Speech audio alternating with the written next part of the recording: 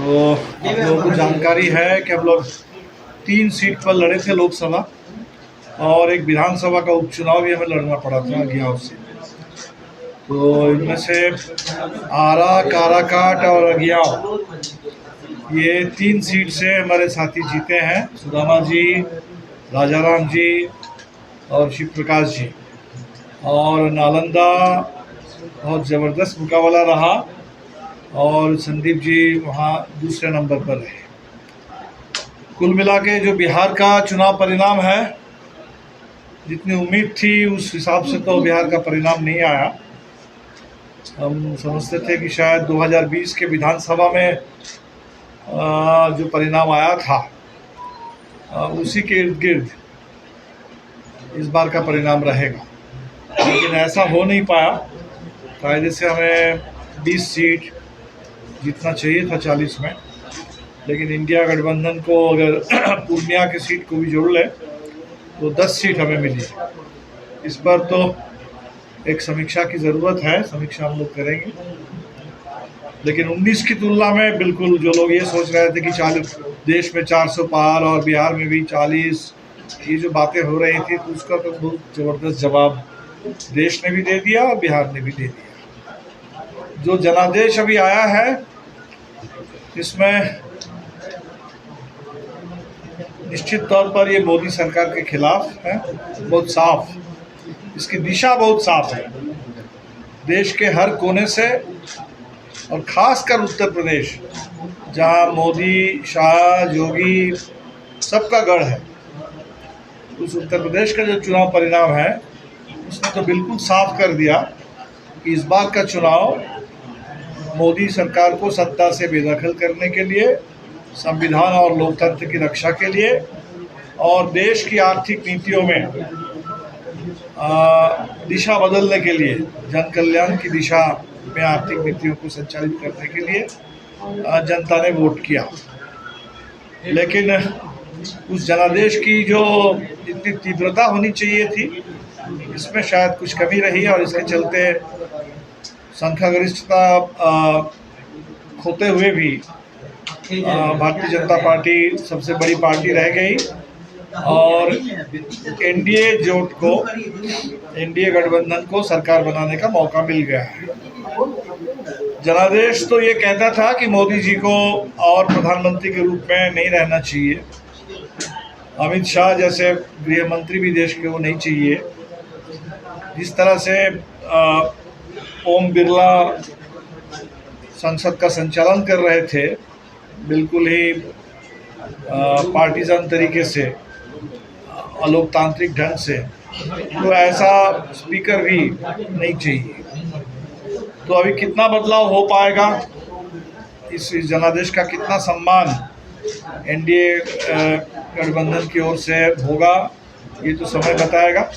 लेकिन हम लोगों ने तय किया इंडिया गठबंधन की ओर से कि हम इस जनादेश की मूल भावनाओं को, इसको आगे बढ़ाते हुए सरकार पर बिल्कुल संसद के अंदर और बाहर ज़बरदस्त दबाव पैदा करेंगे, ताकि जो जनादेश की आकांक्षा है, भावना है, वो पूरा हो सके। इसी दिशा में हम लोग काम करेंगे। जो एक बड़ा घोटाला सामने आया एग्जिट पोल के आड़ में, शेयर बाजार में 30 लाख करोड़, इसको घोटाला ही कहा जाएगा।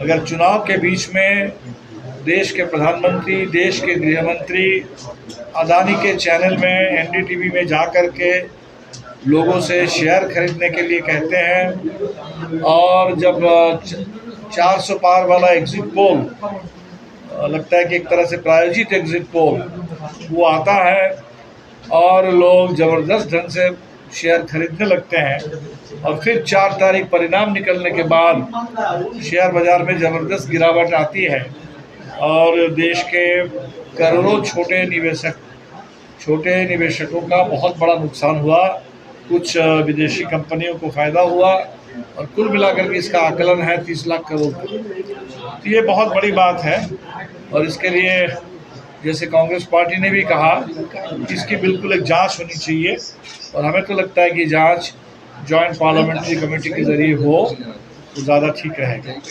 इसी तरह हमने देखा कि उसी दिन समय से पहले नीट का रिज़ल्ट आ गया और इस रिज़ल्ट को भी लेकर के नौजवानों में भारी सवाल है कि किस तरह से ये रिज़ल्ट आया।